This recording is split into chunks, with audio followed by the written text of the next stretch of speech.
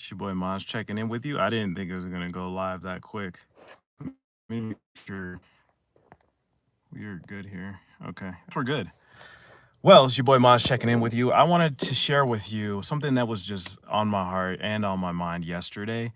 Had a chat with a few friends of mine, a few friends of mine that helped me out with, business stuff, business coaching, business strategy, all those type of things with real estate and including my cleaning businesses. They do businesses in general, right? So they helped me, and we had a talk while doing a really good workout. It was good. It's awesome working out with people that are pushing themselves outside of well. So it's a really interesting dynamic.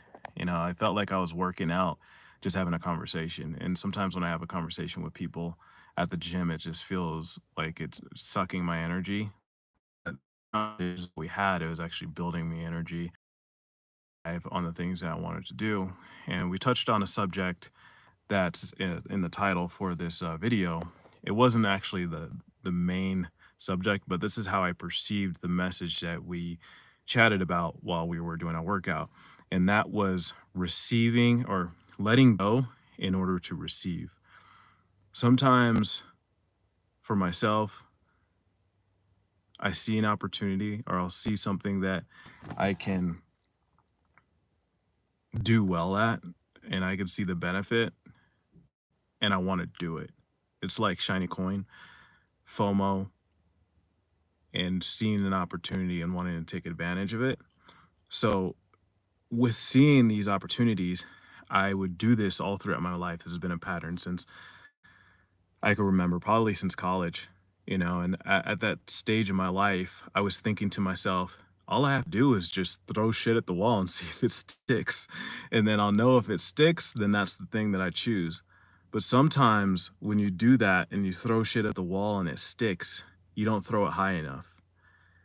And unfortunately, when you don't throw shit high, like what I mean is by you're aiming very high and you're wanting to hit and then you hit, you want to feel that feeling of fulfillment that, "Oh, okay, I made it." And then when I hit these things that I was just throwing a bunch of shit on, I hit them and there was no sense of fulfillment.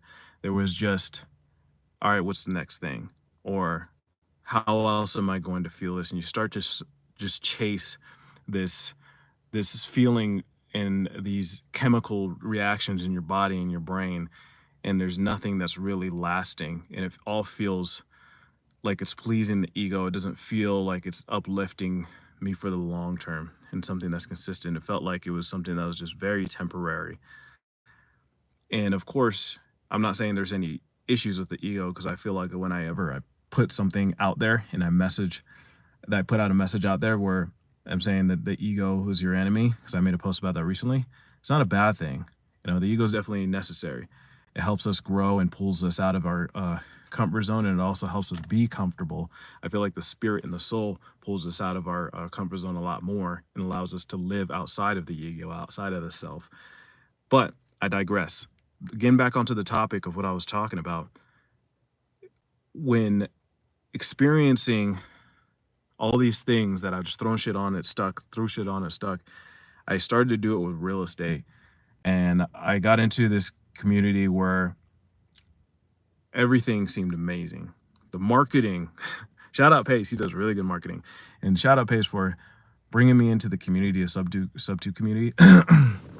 And experiencing what I've experienced. I've met a lot of high quality people, the people that I met with yesterday and did the workouts from sub two, awesome groups of people. But there's so much to do in there and you could get lost real quick. So when I got in, I did everything. I spent another 20, 30 grand on other mentorships and within a mentorship. Fortunately, most of them did last. Some of them didn't. So I just blew 10K right there, and I did the best I could, networking with people and getting to know them so that I can go even further. So I still do have those connections, but connections don't mean anything if you don't continuously water them. So now I'm at that point where I'm like, damn, I don't want to disconnect myself from all these people because I spent value. I invested in these relationships. And now that I realize that I need to cut ties with a lot of these relationships because they no longer serve me for where I am in my journey. How am I going to be able to make my way back? And the way that I know that I'm going to be able to make my way back is through the intentions that I've set initially when having conversations with these people, when going about business involvements, when going into deals, whatever that may be. My intention is always to be there and be on point with these people. So I know for a fact that if I come back, there's probably going to be some people that don't want to do business with me anymore because I just fell off. But I know that there's going to be other people to say like, hey, oh yeah, you had to do this, this, and that. What happened with that time that you spent doing this, this, and that? And in terms of this, and that, that's going to be me turning one focus over to another focus. So instead of doing all the real estate stuff and the content that I've been posting, I'm going to be focusing on the cleaning business and solely that alone. I've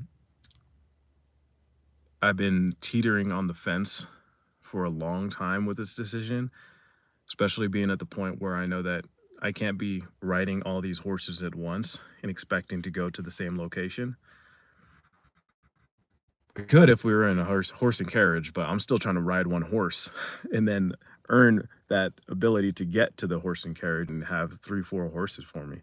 And I'll explain in another video what I mean by that if necessary. So, you know, I have to cut ties with all the things that haven't allowed me to be profitable, not just in monetary value, but also the relationships that I've connected with, or the relationships I've developed rather. And the daily residuals, the weekly residuals, the monthly, it's all coming from the cleaning business. And I don't spend much time there at all. So I'm a firm believer of the 80-20 principle. I'm going to take 80% of my focus and then put it on the cleaning business. The 20% will be other things in passing. You know, I'm sure I'll still get sent some deals where I can just like close them down or whatever, or just have somebody connect them, make a quick fee. That's just what I'm going to do. Apply the 80-20 principle to that, and then slowly bring back my time even further. So I'm just going to do a lot of change ups in my day-to-day. Changing the calendar, I'm going to be focusing on that today. Have a few podcasts that I'll be doing today, but I'll be taking immediate action on these things that are going to be towards that step in the direction of the goals of focusing on the cleaning business, growing that to the point where we're making at least 1.2 in revenue, and looking to have about 5 full-time workers. And I want to be able to do it by the end of this year. That's the goal, before the end of December. And I'm putting it out there. Accountability post. But anyways, I kind of got a headache. I'm going to head into this gym. I got a lot to do. I think I slept too much. That's why I have a headache right now.